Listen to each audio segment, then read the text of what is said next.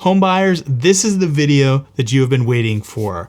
In this video, we're going to talk about the changes that are coming mid-August. We're going to spell it all out for you. We're going to go over exactly what the National Association of Realtors has decided and how that will impact you moving forward. Brian here with Lamacchia Realty. Let's jump right into it. This is a document that was published by the National Association of Realtors and sent out to all realtors, I would assume. I am obviously one of them, but I think it went out to pretty much everyone who has NAR membership. And this is dealing specifically with home buyers and the changes that you're going to see moving forward. So here's what the settlement means for home buyers. And let's go through each one of these one by one. You will sign a written agreement with your agent before touring a home. Okay, so notice they say written agreement. They don't say buyer agency agreement, but there is going to be some written agreement that you're going to need to sign. In addition to, in Massachusetts, we have a Massachusetts mandatory disclosure. This is in addition to that form. Let's take a look and see what's in it.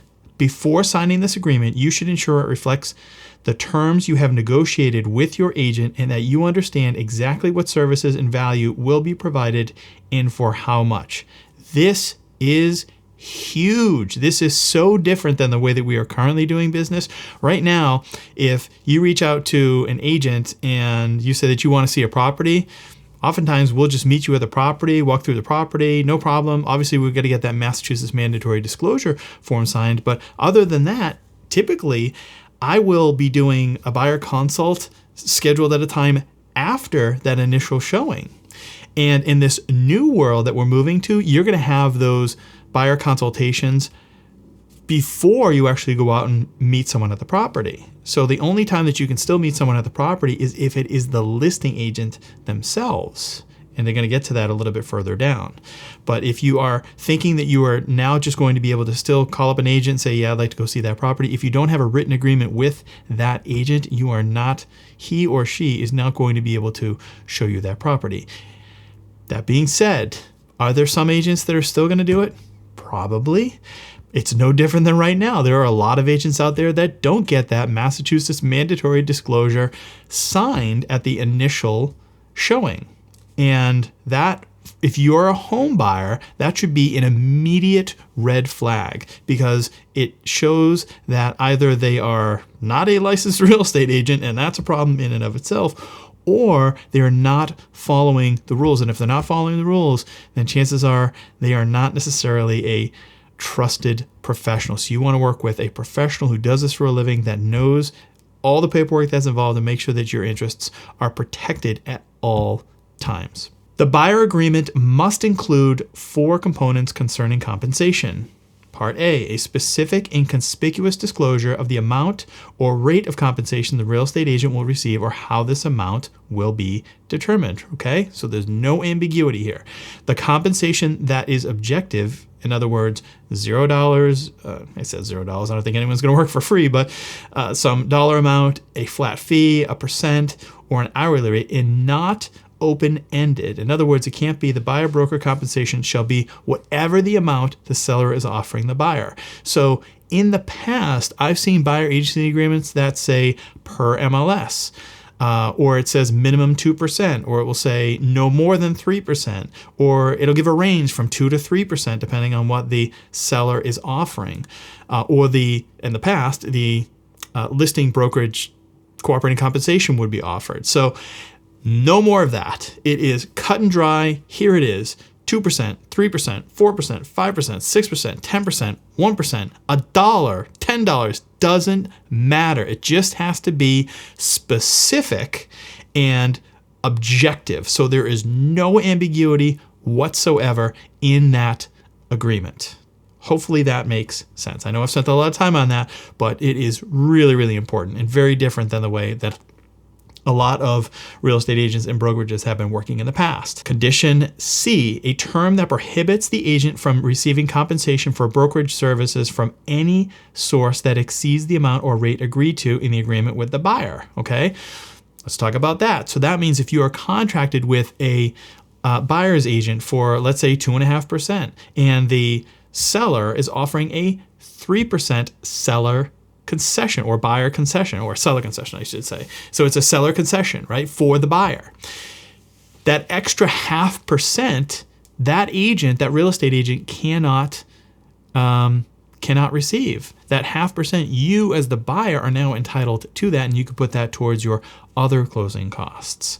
So it will never exceed. The other situation where you might run into this is if you're, say you as the buyer, you're paying your buyer agent directly, but the seller is still offering to pay a buyer agent commission. So you, the seller, or since there's no transparency anymore, since they're literally hiding the compensation offered and it's no longer at MLS, you as the buyer, you have no idea if the seller is offering any type of compensation toward the buyer agent. So if the buyer agent, so let's say the seller is offering, say, 1% or $10,000 or $5,000, some type of incentive to buyer agents to show the property or to bring buyers to the property that are ready, willing, and able to purchase that property, based on your contract, if you're paying the full amount of what is due to that buyer agent and that $5,000 is also in the mix, the agent would not receive that $5,000. So I'm not entirely sure what would happen at that point, whether the $5,000 goes to the buyer or if that $5,000 gets pulled from the deal and the seller keeps it. I guess that would be on a case-by-case basis. And then lastly, the fourth one here is D, a conspicuous statement that broker fees and commissions are fully negotiable and not set by law. So that is the only thing that really hasn't changed. Commissions have always been negotiable. The only difference is now is going to be in big, bold print, and you're going to know, like, you're going to see it in black and white. It's negotiable, right? So next time you walk into a car dealer, make sure that they have that on their presentation form as well, right? I mean, this is just silly. This is unnecessary, but it is what it is. All right. Written agreements apply to both in-person and live virtual home tours. So even if you are relocating to an area, you have to have a written agreement with a buyer's agent if you are planning to use that buyer agent services. You do not need a written agreement if you are just speaking to an agent at an open house or asking them about their services. So what that means is if you meet with a buyer agent prior to actually seeing properties, you don't need a written agreement at that point. Obviously, the intention, though, is to get to a buyer agreement so that you can view properties. But I covered this in my last video. Make sure you go back and check that out if you haven't watched it already. And in that video, I share that you, as the buyer, should be doing no different than what a seller does. And they interview multiple listing agents to see what type of value that listing agent provides and how much it will cost. You as the buyer should be doing the same thing with buyer agents, right? So sit down, have a couple of buyer consultations and decide which one is the best fit for you. The approach may vary wildly from one buyer agent to the next, as do their prices. So make sure that you are shopping it around, no differently than, again, if you were doing it on the sell side. The seller may agree to offer compensation to your agent. This practice is permitted to the offer, but the offer cannot be shared on a multiple listing service. MLSs are local marketplaces used by both buyer brokers and listing brokers to share information about properties for sale. So again, there goes that transparency. In the past, it was available for everyone to see, including the consumer, but now we're going to take it off MLS and it's just going to be communicated between agents, which I think is a problem, but it kind of goes back to that other term that we talked about where the buyer broker cannot collect more than what is due to them based off of the contract that you have with that buyer agent. You can still accept concessions from the seller, such as offers to pay your closing cost. That is absolutely true, but again, just go watch the video I published last week where I talk about the mechanics of how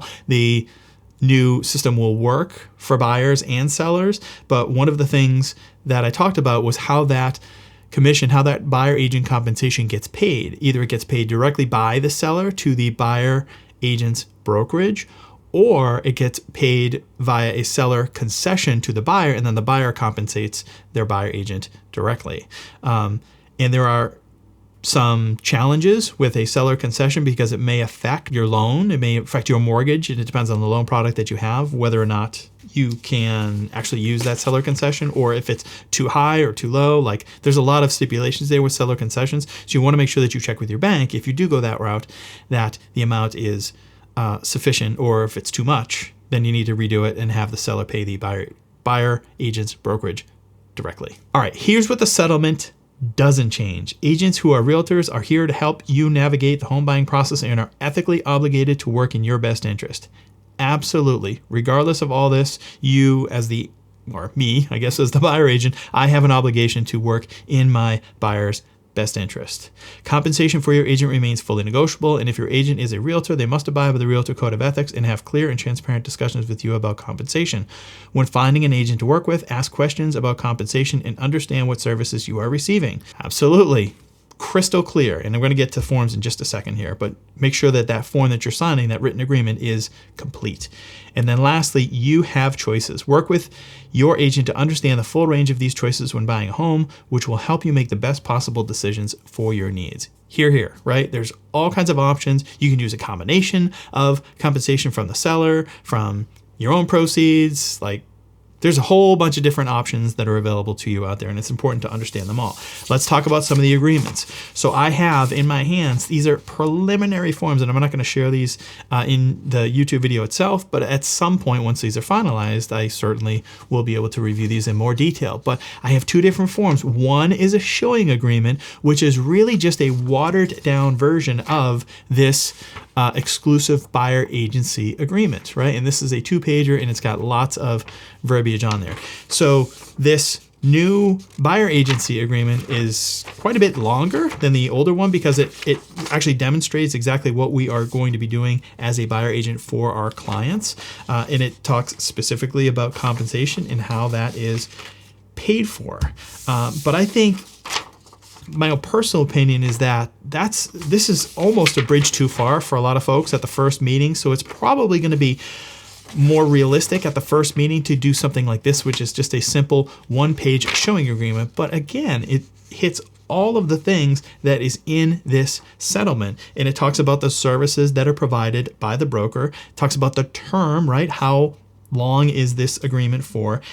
It discusses the agency relationship, right? Who is this buyer agent working for? And then lastly, it talks about the cost, right? So how much will this buyer agent charge during the length of this showing agreement? So lots of things in flux right now. Again, at my brokerage, again, I'm at Lamacchia. We are working on these forms. We are way ahead of the curve. I think we're like really setting the standard here for a lot of these forms, and I would imagine a lot of brokerages are going to develop something very similar to this moving forward, but we still don't know exactly what it's going to look like until that changeover actually happens. But we are prepared, and we have been speaking with all of our clients up to this point, and it really honestly hasn't been that big of a deal. So anyways, let me know your thoughts in the comments. Are you seeing things in your market which are similar? Are you hearing from your brokerage, or you're not hearing from your brokerage? If you are a buyer out there, are you even aware of all this stuff that's happening in the background? And are you prepared beginning on August 18th, I guess it would be August 17th is the changeover date, but beginning August 17th, you will no longer have the ability to talk to, let me rephrase that, you will no longer have the ability to just call up an agent, meet them at the property, and tour that property without a written agreement of some sort in place. How do you feel about that? Let me know down in the comments. That's all I have for today. If you did enjoy this video, make sure that you smash the like button, maybe subscribe to the channel for additional content like this. Thank you for taking the time to watch. Take care.